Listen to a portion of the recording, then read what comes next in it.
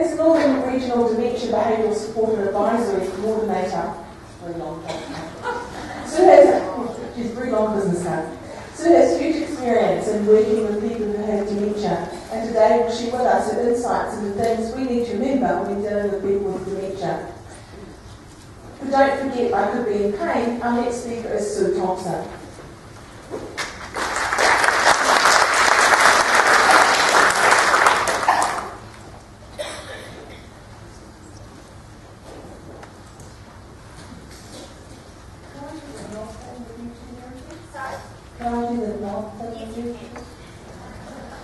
Good afternoon.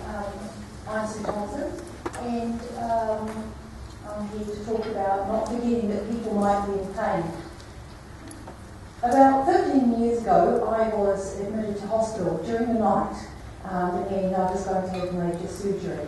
I went into a dormitory with 3 other women, and even though it was the middle of the night, it didn't take long for me to work out that one of the other people in the room was affected by dementia, quite severely in fact. The clues to that were that she was ringing the bell every 10 or so minutes, calling the nurses in and asking them 3 questions. The questions were, where am I? What am I here for? And will I get to go home? And in the beginning, the nurses answered the question very, very kindly, very, very thoroughly, but when they leave, 10 minutes later she rang the bell and asked the same question. So it was very obvious that she had dementia.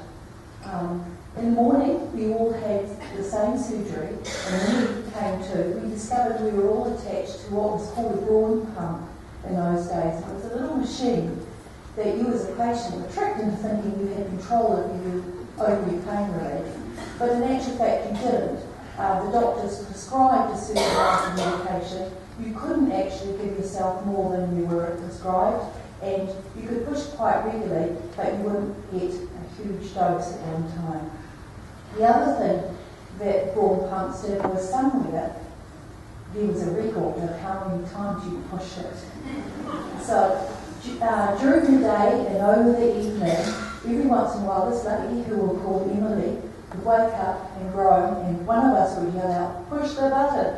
Or sometimes she'd ring the nurse's bell, and the nurses would come in and they'd say, "Push the button." When the doctor's round came around in the morning, and you know what they're like, huge amounts of doctors and nurses running behind them, but Emily really got it, because it turned out she had been pushing the button, the charge nurse yelled at her, willy-nilly, all through the night. And they talked to her about the fact that if it was possible, she could have killed herself. If it was possible, she could have been in real bad problems. So I felt I had to intervene. So I said, I don't think she really knows what she's doing. I don't think she can remember what she's supposed to do, or that she's pushed it once already. It came as a big surprise to the team. But then, as doctors and nurses do, and I am a nurse, they came up with a great idea. They'd pull it out. She wouldn't have any pain relief. What they'd do instead was leave it up to her to tell them when she was in pain. The result of that was that she had actually hardly ever got any pain relief in the entire time she was there. It meant that when it came to getting her up out of bed, getting her to go for walks, she was reluctant, she refused, she was stroppy, and she was uncooperative. She went home after that to her own home, and in my mind, I imagine that she probably ended up in rest home care soon after, because people had failed to recognise that she had dementia and that she had pain. So that's why this has become a bit of a favourite subject for me. So dementia is a neurological disease, and it causes problems with our ability to remember things, our ability to think, to know our way about the place, to understand what's said to us. And I think one of the key things that we forget about it stops us from learning new information easily. And it impairs our ability to make ourselves understood and to make judgments. And in New Zealand, we know that at the moment there's approximately 50,000 people who experience dementia, and that number will triple by 2050.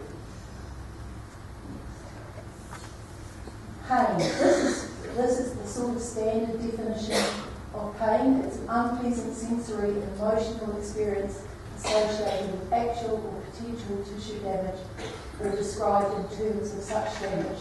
The thing that's most important in the International Association's definition is that the inability to communicate verbally does not mean that you don't have pain.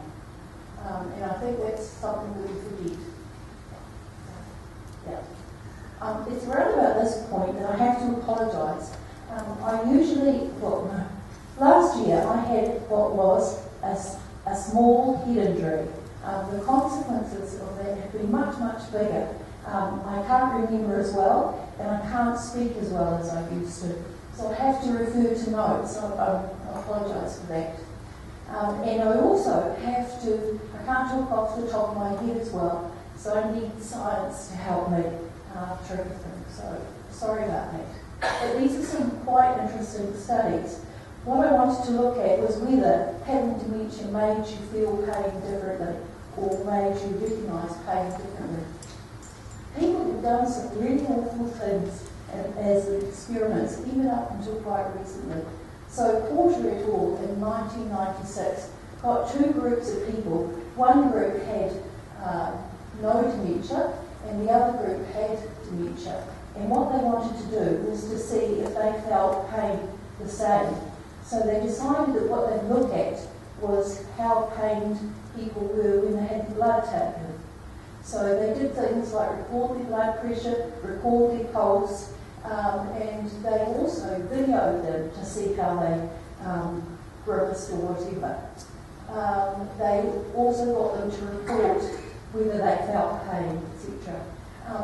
What they found at the end of it was that in actual fact, none of the sort of stress symptoms of pulse or blood pressure altered with people with dementia or people without dementia.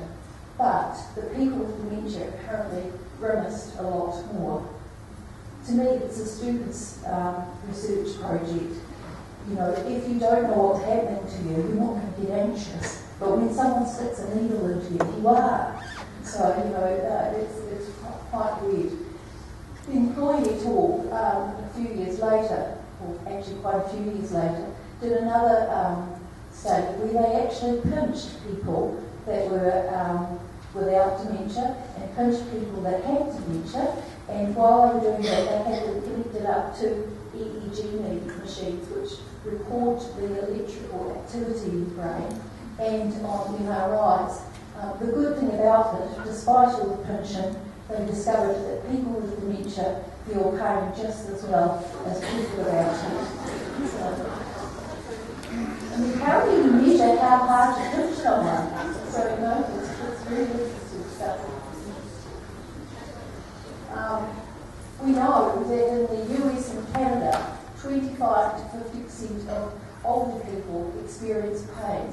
And in residential care, they say it's about 49 to 83%. It's the same in the UK, and in New Zealand we put it at about 80% of older people.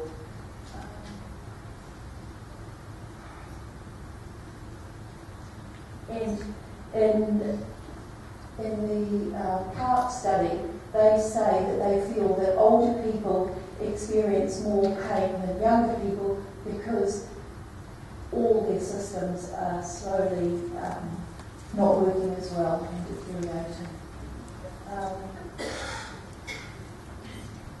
Williams, who've got actually really good teaching website about pain, they found that older people tended to have pain that was much more constant and moderate to severe in intensity and persisted sometimes for several years. It often had multiple areas of focus and is caused by multiple things. And the most common pain that older adults have is in their bones and their joints. Certainly mine. And what Wiggins has decided was that being old was the biggest risk factor for pain.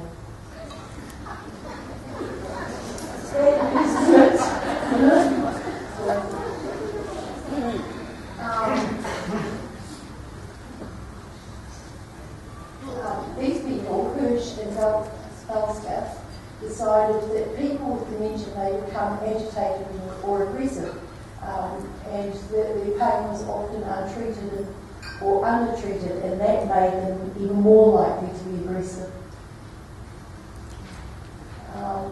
And Cohen-Mansfield looked at another study where they said that because people with dementia were unable to explain themselves, that they were reliant on carers to report how in pain they were, and that carers both at home and in particular in residential services sometimes didn't realise what a person's pain was like or if they even had it.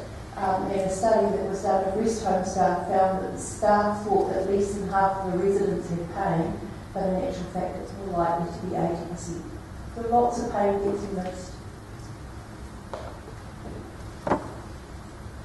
So chronic pain is commonly understood to be pain that goes on for a long time. Longer than 6 months is the usual rule. It persists beyond the usual or expected course of acute disease or healing of an injury, and it may or may not be associated with sort of an acute thing like an operation or a chronic pathology like arthritis, and it causes continuous or intermittent pain over months or year. And it affects 1 in 6 adults in New Zealand. And your joints, your back and your neck, the most common pain sites. So, the Pfizer and Arthritis New Zealand did a big study on chronic pain in 2012. And what they found was that women had a slightly higher risk factor of developing chronic pain, but just only slight, and men was 12%. But only it was chronic pain is a disease of older people. There's only 5% of people under 35 years of age have chronic pain, and 25% of those people over 65.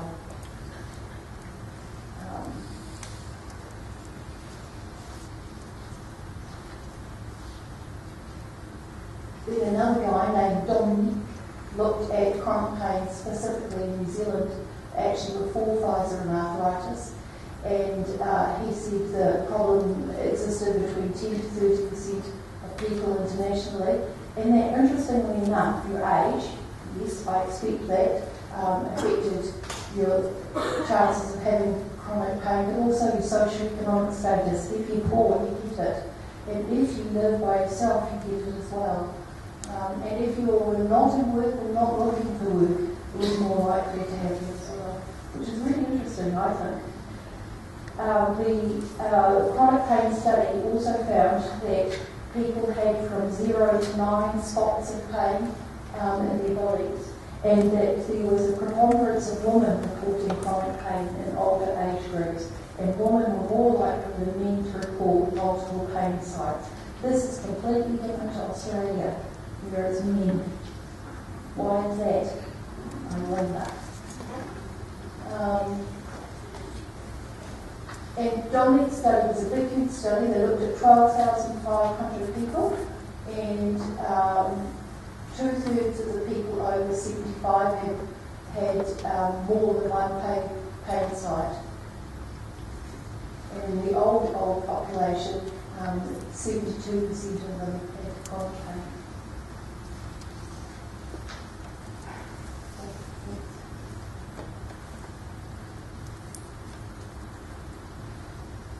So, what are the problems or the issues with managing pain? I think the biggest issue here that we have in New Zealand and in the Western world is that it's often undiagnosed. And some people named Behavioural did a big study at rest homes where they looked at 97 people and reviewed their notes, they reviewed their medical charts, and they also got them to fill out pain reports, etc. and they found that 71% of the residents had at least one pain complaint, and that there was a direct link, as you'd expect, between if you had pain and you didn't join in with any of the social activities. But the interesting thing I found about this study was that of all, 71% of the people said they had pain, but only 15% of them got pain relief. So there's a lot of people in these homes in pain. And the other issue is under treatment. And Morrison and Sue did a huge study where they looked at people with fractured neck of femurs. Fractured neck of femurs repairs are really painful. And they got two groups. They got a group of people that didn't have any dementia, and then they got compared them with a group of people that had dementia. And what they found was that the pain was really severe in the people that couldn't report, and that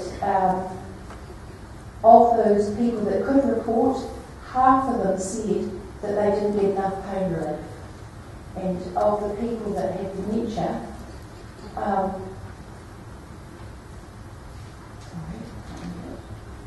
of the people that had dementia,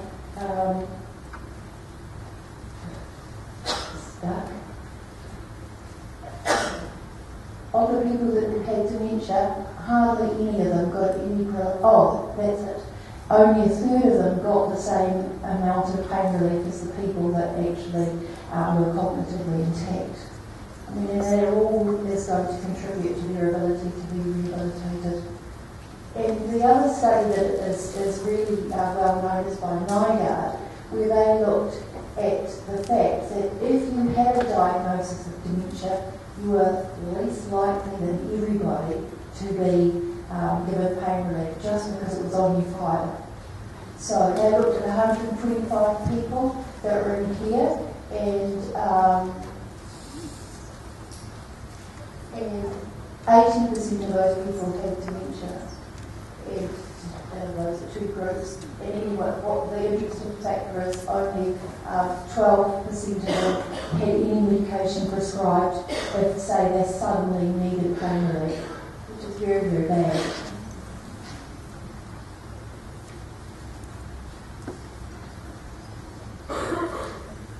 So, why is it difficult? It's difficult because there is increasing inability to report pain accurately, and they also express pain in different ways than we do because we don't necessarily rely on their ability to speak. So we have to use observational assessments. But the trouble with them is that relies on nurses, etc., to be able to predict properly what people are experiencing. And if they don't predict it properly, what happens is people develop behavioural problems. Secondary dementia? No, I got that wrong. So, yeah, behavioural and psychological symptoms of dementia. So these are symptoms that refer to the non-cognitive presentations of dementia, such things like agitation, aggression, psychosis, depression, and apathy. And often these people are viewed as being difficult, and we shouldn't actually see them that way. It's about being unwell and needing help. It occurs in 80% of the cases, and pain is a major cause of BPSD, but usually we look for things like urine infections, chest infections. We don't often look for pain. And if we don't treat it effectively, we have to use psychiatric drugs, which are going to cause problems in themselves.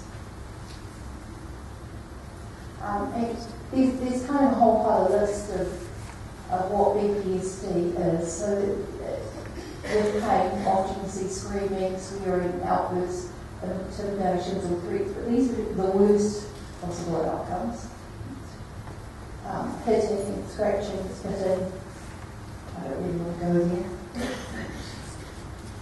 The other things that can happen is people can develop psychosis, which is when people become mentally disturbed. depression, and also apathy. So what I wanted to do was look at what we could do to kind of, I suppose, get better at managing pain. In England, they come up with some great things. One of the drug companies with the NHS system has developed this new mnemonic, and they've got a really good website, really helpful. You can click through it as a carer or as a health professional to work out what to do with people with dementia.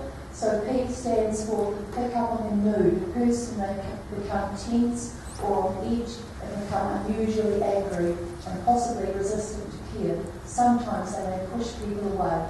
Depression and withdrawal are also common. The other things is to assess verbal cues. If people are shouting out, screaming or groaning, it could be that they're in pain. I is for inspect facial expressions, which sounds really funny, I think. This may include frowning, sadness or crying, grimacing, intense and frightening expressions. The other thing is, of course, to notice people's body language. If they're avoiding you, if they're pulling away, guarding and bracing, they could be in pain. So, NIGARD kind of went into it in more detail about the pictures as well, and restlessness, position shifts, touching, rubbing or holding the affected area of pain, moaning, whining, crying, things like stopping eating or a decreased appetite, limping, dragging feet. It's amazing how many times I go into rest homes and people have got funny walks and people don't realise it's something wrong. So, decreased participation in activities, desire to be left alone, difficulty chewing, agitation, moodiness, irritation, pacing, hitting out, falling. So I think they're all good things to look for. And I know that once I did a similar presentation to this, and some of the people in the audience who were nurses and doctors suggested that in actual fact we should try just giving people pain relief and see what that did. I actually think that's a really good idea. And this study has just been done in 2011. And the premise that they did their study on was that many people with dementia have painful conditions, and it has been proposed that pain in patients with impaired language and abstract thinking may manifest as agitation. And I think that we do have to be careful that people aren't in pain and aren't able to tell us. So what they did was they got 353 people in rest homes with moderate to severe dementia, which means that they wouldn't be able to easily tell you whether they were in pain or not, or where the pain was. And they also had the behavioural problem of being agitated or aggressive. And they started them on pain relief in a stepwise pattern. So they did this research over 8 weeks. The first 2 weeks they put them on paracetamol up to two tabs 3 times a day. If they didn't settle on that, they went on to the next step, which seems rather severe to me, but they went on to morphine, and they went on to that up to 20 milligrams a day. And then, because it was a British study, they started on things I think I've heard of, but I think they must obviously be picking up in severity. And what they found was that there was a 17% reduction in agitation of those that had the pain relief in the stepwise, with an absolute increase in agitation when they took it away at the end of the 8 weeks. And that, the other thing that they found was their ability to do things like feed themselves and help themselves get dressed, etc., and their thinking process didn't change at all, which also suggests that the pain relief wasn't knocking them out, and that's how it was working. So I think it's a good argument for trialling it at least, and even if you put people on pain relief for a short period of time, take it away and see what happens. So that's the end of my speech. Are there any questions? Yes. Hi, sorry, just a few slides home and you had the information about the PSD and there was a list. I just wondered if it's possible just to flip back so we can take some notes. Sure. Did anyone else have any questions? And I can bring the mic over. I've got a comment, not a question. Just a comment. I have a mother with dementia, and my mother has had some problems, and it seems that the nurses in her dementia home were overlooking them constantly, and it turned out that when I spoke to the nurses repeatedly, and my sister-in-law spoke to them and really made a pest of ourselves, then the problems were addressed, and they were real problems. She wasn't just being difficult. They were real issues, and they needed to be looked at. But it was only us as family members and carers who picked it up and were like the squeaky wheel. And I feel that's really important, that sometimes things can be overlooked, especially in the larger homes.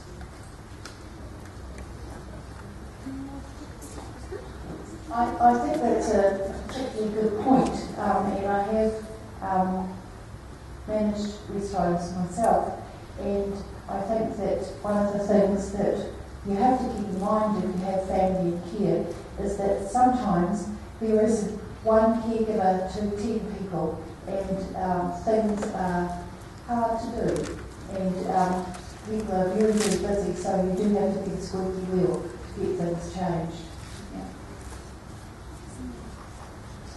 Over here, my question is, we got Mum at home. She's absolute late stages dementia. You talk about pain and figures and stuff, but where can we go to find out more about what's available to them? Because the doctor's saying give paracetamol. They don't give the non-steroidal stuff as well, but we can tell from her body language, the way she walks, that she's in a lot of pain. I mean, you say morphine 20 milligrams, but it's very hard to get the doctor to prescribe that. Yes, it would be. So where can we go as caregivers to find out more? I come from a medical background, so I do know what's available out there, but geez, to get it out of the GP, it's like getting blood from a stone, it's just the paracetamol. I think that last study was evidence that people's pain isn't undertreated, and that if you do treat it thoroughly, then they will be less agitated, etc., and out of the stress. But I personally was surprised at the doses of medication that they used. Pretty big. I think that the best approach is to approach the GP and the manager or the clinical manager of the facility and talk to them. Be open about your concerns. Okay. Mum's not in the facility. Yeah. So if you can go to your GP and talk to them about that would be good. They don't listen. Change the GP. Yeah.